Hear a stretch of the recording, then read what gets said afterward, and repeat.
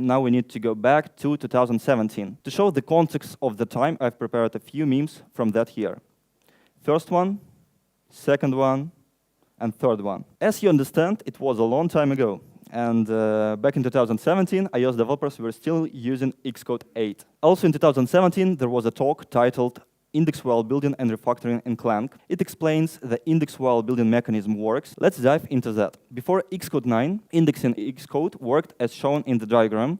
The IDE would request the indexes service to index the project. The indexes service would then call a libclang method and store the indexing data in a data store after completion. Before Xcode 9, the build and indexing process were completely separated. It means that you can build your project, but indexation could be still in progress. Since Xcode 9 was released, building and indexing can run in parallel, can be run simultaneously, and Clang now stores index data in the data store during the build. This feature adds minimal overhead, only 2-5% of the base build time, but now just building the project automatically generates indexation data.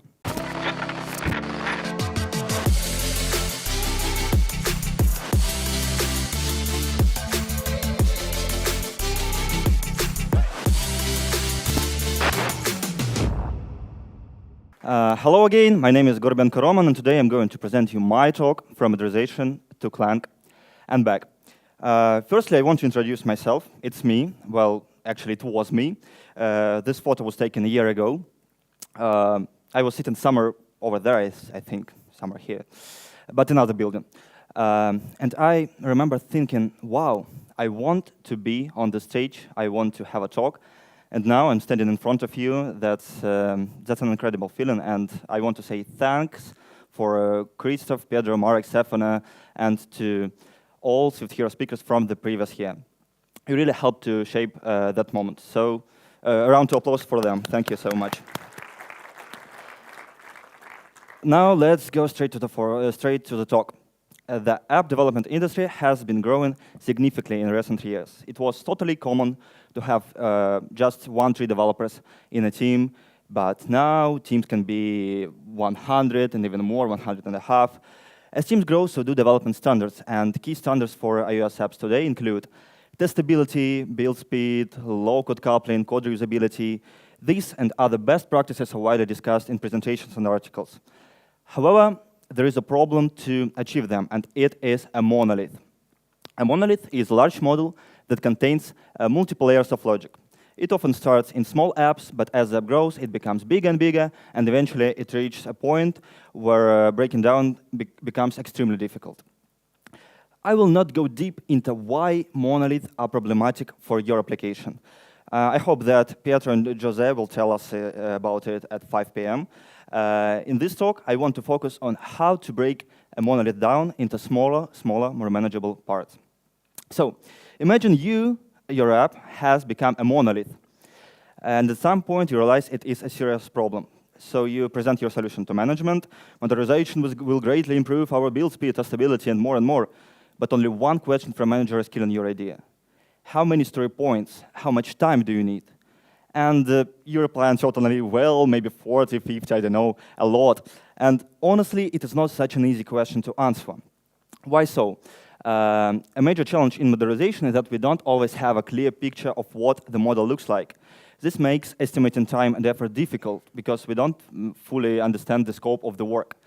What is the picture I'm talking about here? Let's see. In this talk, we will work with the Monolith module that contains 3 folders: finance, feature flags, and loyalty. Our monolith includes 2 classes: loyalty to service and feature flag service. Loyalty to service has feature flag service as a variable, and if we try to move loyalty to service class to another module, we can do it. The loyalty module is now separated from the monolith, but actually, if we try to build this code, we get an error. Cannot find feature flag service. Why so? Because feature flag service is now in a different module, and loyalty module doesn't know about it. One possible solution is to import monolith into loyalty module. However, actually, you can't do it usually. Importing the monolith module into loyalty module isn't an option. It would likely create a circular dependency. When extracting a part of monolith, it's natural for the monolith to depend on the new module. So we should import loyalty module into Monolith. Let's call this problematic dependency that blocks modularization the connection. So it's the connection from now. A monolith can contain a lot of the connections between folders inside. At this point, I had an idea. Let's find all the connections in the code that are stopping our modularization, actually. And now we move to first chapter, static analysis. We found the connection in the loyalty user service class. This is exactly the kind of issue that blocks modularization. Let's represent it as a graph edge. This edge shows the dependency between loyalty user service and feature flag service, but not in other direction. The edge is directed, so only your loyalty user service depends on feature flag service. Other types of dependencies, for example, function parameters can also be dependencies. In these cases, loyalty user service depends on finance service, and the loyalty user service now has two dependencies on feature flag service and finance service. We can use a simple rule to detect them. Find a capitalized lexeme within an entity scope, place it, add it to the graph. Actually, we can break this rule into two small ones. Find the entity declaration, and find all capitalized tokens within its scope. And then we add this dependency to the graph. Let's look at this algorithm on example. The same class declaration. First step, we need to find declaration. Second step, we need to find scope of the class.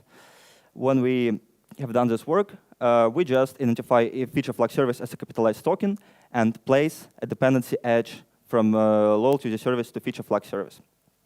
Another example, function apply. Again, class declaration, function scope, and capitalized tokens inside. This algorithm also works with protocols. Protocol loyalty service, again, declaration, then scope, and all capitalized tokens inside the scope. If a class name starts with a lowercase letter, we might miss the connection. This usually happens in low-level languages like C or Rust, making it hard for us to make cross-language analysis. Now we have two steps to identify all connections between entities, and we can transform these two steps process into SwiftSyntax code. SwiftSyntax is a library developed by Apple that lets us build and analyze the abstract syntax tree. I will not go to details how does it work, because I really don't have time. But I will show you some examples. For example, classical simple class declaration. On the right side of the slide, you can see the tree structure generated by SwiftSyntax. And what is interesting for us here is class decl syntax, which let us easily detect class declarations in the source code. Just like classes, SwiftSyntax provides protocol decl syntax, struct decl syntax, and so on. Now we can translate our first step of the process to SwiftSyntax language. Find the entity declarations, transforms to find class decl, struct decl, protocol decl, and so on. Let's also look at other example with just simple function calling. What I want you to show here that DFS is a token syntax. Level is a token syntax. Actually, every label in this code is a token syntax. More examples, public is token syntax, class name token syntax, and actually every label, everything in our code is token syntax. So now we can transform our second step from find all capitalized tokens to find all tokens with the first capital letter and return them to a graph. Now we have two specific actions we need to do to find connections between entities. Now that we have identified these dependencies, we need a structured way to store them. And for this purpose, we can use dictionary. Dictionary is standard data structure for representing graphs. It maps keys to edges, making it easy to store new connections. After scanning all entities in your project, we obtain a dependency graph. Each edge in this graph represents a dependency between classes, structures, enums, and other data structures in Swift. Let's outline the process to build this graph. Step 1, collect paths to all source files. We can do it easily with Xcode Proch library. Just grab all the files from source build phase. Then we need to analyze that files and Finally, we construct a graph from the results. As a result, we get two tables. First one is the table of all entities. It has unique ID, it has label, the name of the class or structure or whatever module where we found this entity, and path to the file where we found this entity. We also generate a second table. It is edge table, where each row represents a connection between a source and a target. It's actually just IDs of nodes we connected. Chapter 2, graph analyze. With all this data, we can now visualize our dependency graph. There are two tools that can help with this. The first tool we'll look at is GraphViz. GraphViz has very convenient API. As you can see, this code for drawing the graph is very simple. You just need to create graph entity, then append all your edges, and then render it. It supports many formats like PNG, SVG, PDF, and other ones. However, GraphViz has its limitations. Its limited display settings make customization difficult, and once generated, the graphs are static and non-interactive. Actually, GraphViz graph looks like that, so it's not very beautiful, and you can do anything with that. Gephi is a specialized tool on working with graph. It also supports many formats. It has a wide range of features, and when I say wide, I mean really wide. Gephi supports a plugin system, and there are many user-created plugins for that. However, the downside of Gephi that it is quite complex. You need to invest time to work with that, and it doesn't have a convenient API layer. Well, it exists, but it's written in Java language, and you need to create a lot of wrappers around to use it from Swift. Gephi interface and graph looks like that. It has a lot of functions, again, like filters, layouts, queries, grouping, and a lot of others. You can do whatever you want with your graph, and I really recommend it to you, at least to try. Now we know how to draw a graph.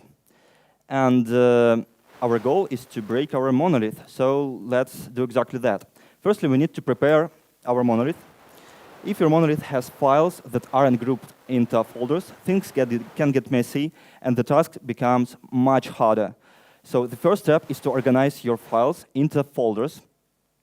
This monolith can be transformed into a proper structure with meaningful folders. Right now, our monolith is full of spaghetti code, just like that. And we need to untangle it somehow. For doing that, we can place, firstly, we can put a task. Let's make a task to find all the connections in the loyalty folder that prevents us from extracting it from the monolith. Let's review the data we have. The crucial data point for us is path to the file. And we have detailed info on each dependency in the graph. Let's analyze the edges connected to the loyalty folder somehow and determine which ones matter. First type of edge from an entity in loyalty folder to another entity inside the loyalty folder, inside the same folder. Since these dependencies are internal to the loyalty folder, we can safely extract it from the monolith, just like that. Like that, yeah. Now the connection exists entirely within the loyalty module. If both entities are in the loyalty folder, the edge is not relevant for us. Let's write it down. If source is located inside the loyalty folder, target is located also inside the loyalty folder, it doesn't affect our modularization. Okay, second type of edge, from the loyalty folder to another folder inside the Monolith module. Both folders are inside the Monolith module, and if we're trying to extract loyalty folder to separate module, we can do it, but at that point, we run into a problem, because the loyalty module knows nothing about the monolith, but it needs something from finance service. It needs finance service. If we try to build the project in this state, we will get an error. So let's write it down as well. If the source is in the loyalty folder and target is outside the loyalty folder, then the edge affects modularization, and this is exactly the case we're searching for. Final case, loyalty user service has a dependency on network module. These two entities are in different modules, and if we try to extract loyalty folder from the monolith, we can easily do it, and now loyalty just depends on network module. let's write it down as well. If the source is in the monolith, in the loyalty folder, target is outside of the monolith, the case is not interesting for us. The edge doesn't affect modularization. As you can see, only one node is preventing our modularization, and it is second one. We can create filters to describe this case. First filter would be source is located inside loyalty folder, inside green circle. Target is located outside of loyalty, outside of green circle. And target is located inside the monolith because we want to exclude cases when we depend on other modules. If an edge passes all three filters, we add it to the graph. As a result, we got a graph where each edge of this graph is a spaghetti that prevents modularization of this folder. Italians, I'm very sorry for that, but now we are going to break these spaghettis. By breaking this spaghetti, we can successfully extract the loyalty folder into a standalone module. How we can break these connections? There are two main strategies for removing that. First one is encapsulating with a protocol, and second one is extracting it into a third module. In this example, loyalty user service has a variable finance service of type finance service. To eliminate this dependency, we should depend on an abstraction rather than a concrete implementation. The solution is to introduce cashback generating protocol, and now loyalty user service depends on cashback generating protocol and not on finance service. And we eliminate dependency on finance service. Some entities in the monolith might be used across multiple folders. In such cases, we move entity to a third module and deport it wherever we need. Now, you can confidently estimate story points when talking to your manager. We have X dependencies. The estimated cost is around X divided by 3, X divided by 4, X divided by K, where K is a coefficient of how many dependencies you can remove per day. The key number is very dependent on your project, but when you start to work with your monolith, you will find your K very easily. We now have a clear dependency graph. We have identified the connections to remove, and we know how to resolve them. So we should look like that. And thanks for watching. That's it. Bye-bye. Have a nice conference. And catch you later. And peace. It was a joke, actually. My talk is not finished. This technique is called a false ending. ChatGPT says it's used to surprise the audience, recapture their attention, and create a moments of curiosity or suspense. Now, after moments of curiosity and suspense was created, we can continue. Chapter 3, Dynamic Analyze. Static analysis has its problem. The main problem with static analysis is that not all dependencies are clearly visible. Let's look at a few examples. In this example, we have cashback type, it's enum, and also we have structure cashback. And here is the function that generates cashback. Static analysis can directly determine what cash refers to, since static analysis can't, it is not capitalized token. So static analysis cannot detect non-capitalized tokens. A similar issue occurs with short initializer syntax. What does init mean? Since there is no capitalized tokens, the connection won't be added to the graph. But the biggest problem with the static approach are extensions, and it is a mess. Where this function is declared. A function might be declared in the class, in the type itself, in an extension of the type, or even in a protocol extension of the type conforms to. So static analysis just doesn't have this information. That's why we miss that connection. At that point, I started looking for a tool that can help me to perform analysis more accurately. And I found that Periphery does actually a very similar thing. Periphery is a tool for finding unused code. And if you think about it, finding unused code and building the graph of your app is very similar tasks. How Periphery can understand whether code is unused or not? It uses a dynamic analysis approach. Dynamic analysis is a method of analyzing a program directly during its execution. When you launch Periphery, you will see building app label. Obviously, this means that Periphery is building your app. Inside Periphery's code base, you'll find the build command, and the most important arguments for us are compiler index store enable and index enable data store. You can find details about compiler index store enable at Apple's official documentation. This flag enables indexing during the build process.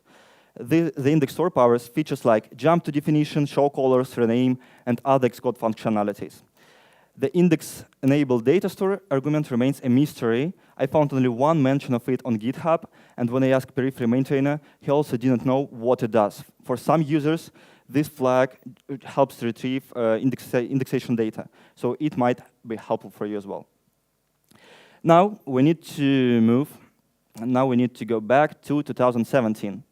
To show the context of the time, I've prepared a few memes from that year.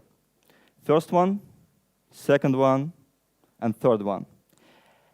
As you understand, it was a long time ago, and back in 2017, iOS developers were still using Xcode 8.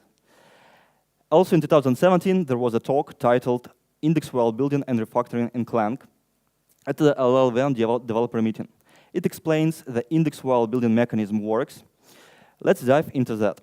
Before Xcode 9, indexing in Xcode worked as shown in the diagram.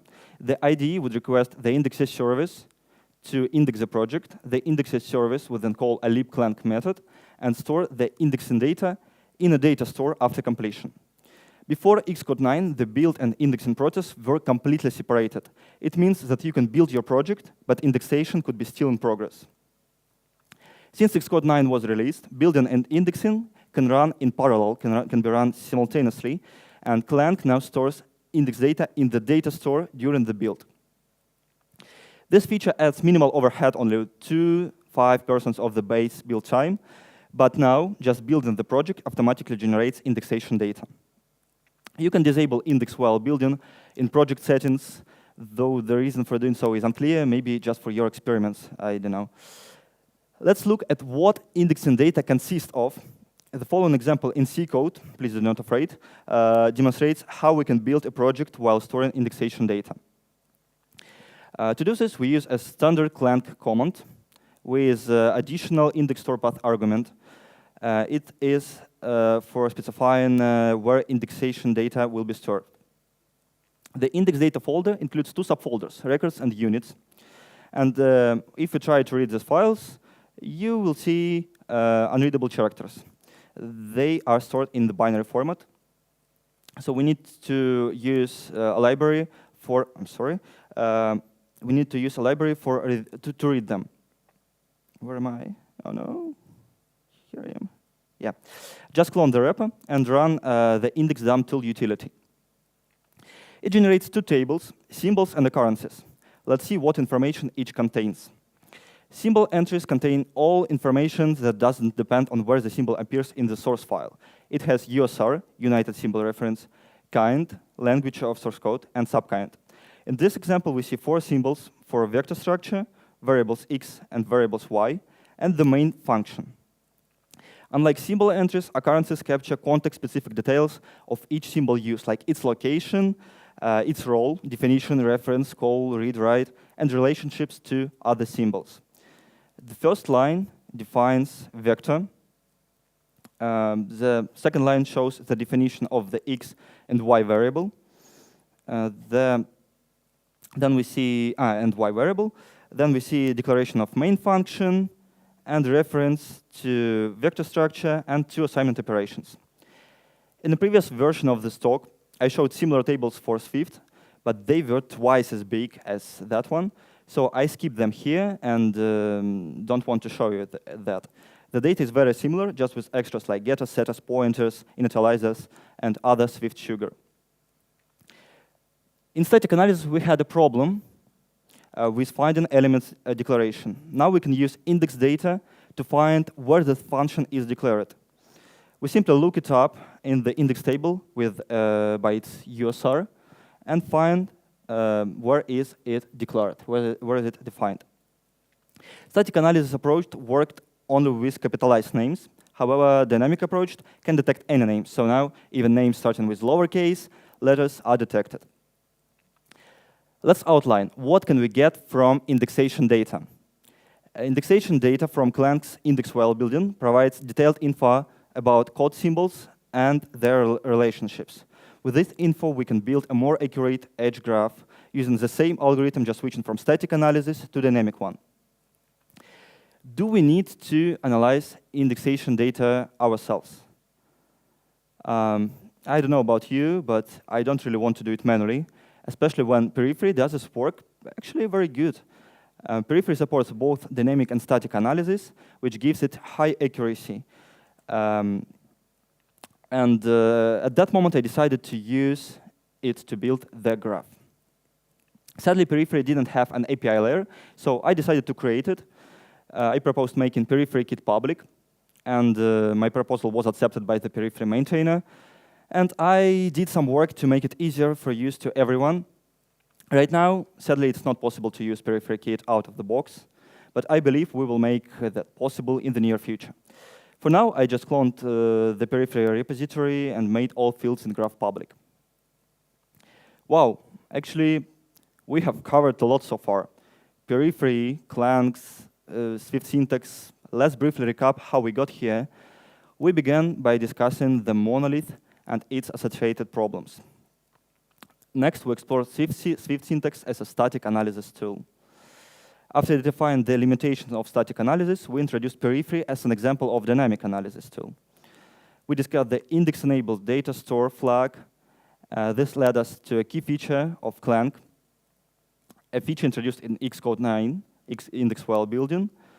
We also discussed indexing process in Xcode and how to analyze these index files.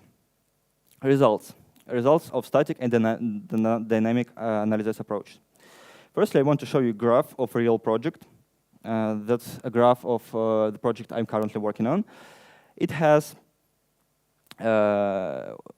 static analysis identified 1,000 nodes and about 1,500 edges.